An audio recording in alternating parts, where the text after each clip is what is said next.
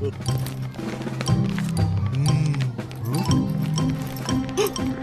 pergi buku? Ehsan, Sajid. Sajid! Cepatlah! Kau buat apa lagi tu? Apa tu? Okey. Ya?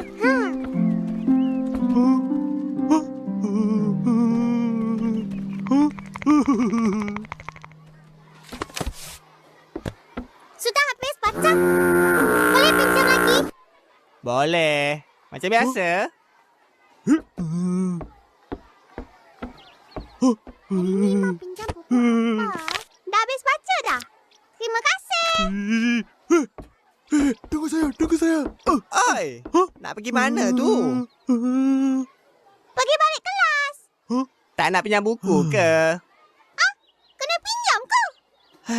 Mestilah membacakan Jabatan Ilmu. Yalah.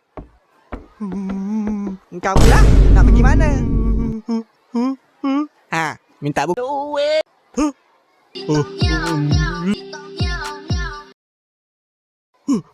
Cakap elok-elok lah. 2, 3 ulas sawah.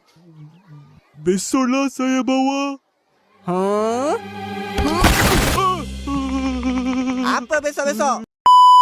Sementara itu, di suatu dimensi yang lain. Injek kata semalam?